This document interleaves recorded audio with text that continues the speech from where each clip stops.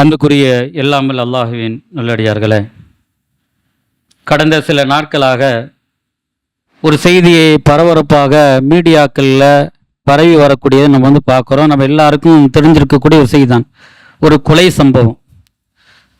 கன்னியாகுமரி மாவட்டம் ஆசாரி விலை என்ற ஒரு பகுதியை சார்ந்த ஒரு முதியவர் செய்த கொலை. கணவர் தான் மனைவி கொலை பண்ணியிருக்கிறார். கணவர்னா அவர் ரொம்ப 50 வயசு 60 வயசு இல்லாட்ட 20 வயசு கணவர்லாம் கிடையாது. 90 வயசு ஒரு முதியவர் தன்னுடைய மனைவியை, அதே வயது ஒட்டிய மனைவியை கொலை செய்திருக்கின்றார். அவருக்கு 6 குழந்தைகள். இந்த கொலைக்கு என்ன காரணம்? அவருக்கு 6 குழந்தைகள். 6 பேரும் இவங்க தனியாக ஒரு வீட்டில் வசிக்கிறாங்க. அந்த 6 பேரும் தனித்தனியாக வீடுகளில் வசிக்கிறாங்க.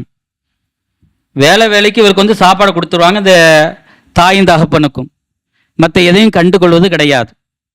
இவருக்கு பார்வை மங்கி போச்சு. இது பனை ஏறக்கூடிய தொழிலாளி. இவர் ஒரு 2-3 வருஷமாக அந்த தொழில் செய்ய முடியலை. முதுமையின் காரணமாக பார்வையும் இவருக்கு மங்கி போச்சு. அவருடைய மனைவி படுத்த படிக்க கிடக்கிறார். பிள்ளைகள் அங்கே வருவது கிடையாது. பிள்ளைங்களுடைய நிலை என்ன? வீட்டுக்கு வந்தா வாசலில் சாப்பாடு வச்சுட்டு போயிடுவாங்க. இவர் எடுத்து போய் மனைவிக்கும் தனக்கும் பயன்படுத்தி கொள்வார். இப்படித்தான் நடக்குது. இந்த மனைவி படுத்த படிக்க போனதுனால உடம்பு ஃபுல்வது கொப்பளம் வந்துடுது. அவர் எந்த பக்கத்தில் படுத்து கிடக்க அந்த இடத்துல புண்ணு அதிகமாகி வலியில் துடித்து கொண்டே இருக்கின்றார்.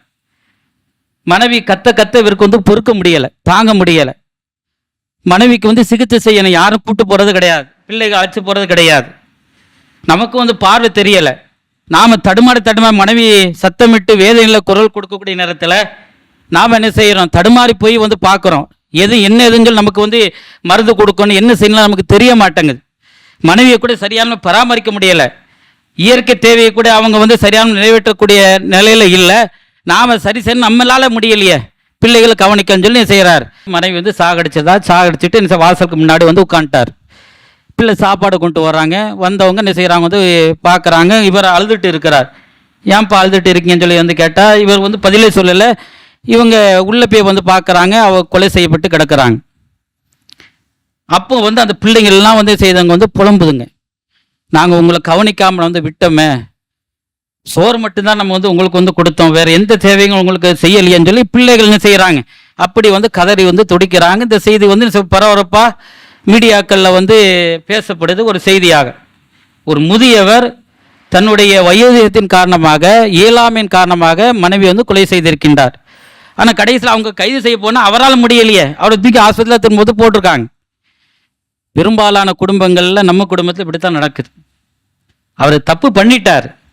ஆனால் இந்த முதியவர்களுடைய விஷயத்தை நம்ம ரொம்ப கவனக்குறைவாக இருக்கும். நம்முடைய தாய் தப்புன விஷயமாக அவங்க கண்டுகொள்வதே கிடையாது. சாப்பாடு கொடுக்குறோம், அவங்களுக்கும் தனியாக ஒரு வீட்டை இல்லை ஒரு ரூம்பை ஒதுக்கி வைக்கிறோம். அவங்களுடைய இயற்கை தேவை என்ன, அவங்களுக்கு அத்தியாவசிய தேவைகளுக்கு ஏதாவது கொடுக்குறோமா, அவங்களை கவனிக்கிறோமா, 4 வார்த்தை பேசுகிறோமா, அதெல்லாம் நம்ம கவனிக்கதே கிடையாது. தாய் தப்புன விஷயமா அவன் கண்டுகொள்வதே கிடையாது. அல்லாஹ் நமக்கு ஒரு துவா கற்றுக் கொடுக்குறான். ரப்பி ரஹம்ஹுமா கம்மா ரப்பயானி சொகீரா. இறைவா, நாங்கள் சிறு வயதாக இருக்கும்போது எப்படி எங்கள் மீது இரக்கம் காட்டினார்களோ அதே போல் அவர்களுக்கு நீ இரக்கம் காட்டுவாயா, பரிவு காட்டுவாயாக என்று நாம் துவா செய்கிறோமே. அல்லாஹ் துவா செய்ய சொல்கிறானே, நம்ம கேட்க சொல்கிறானே.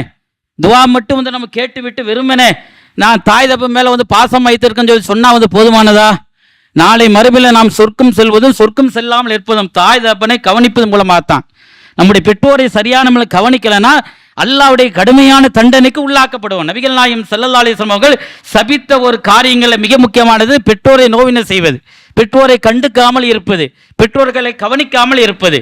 அப்போ இந்த தவறுகள் நம்மகிட்டே அதிகமாக காணப்படுகின்றது. பெற்றோர்களுடைய விஷயத்தில் அதிகம் நாம் கவனம் எடுக்கணும். அவர்களை பராமரிக்க வேண்டும். அவர்கள் தள்ளாத பருவத்தில், முதுமை பருவத்தில் தள்ளப்படக்கூடிய நேரத்தில் நாம் தான் அவர்களை அன்பு கூர்ந்து கவனிக்கணும், அவர்களை பராமரிக்க வேண்டும்.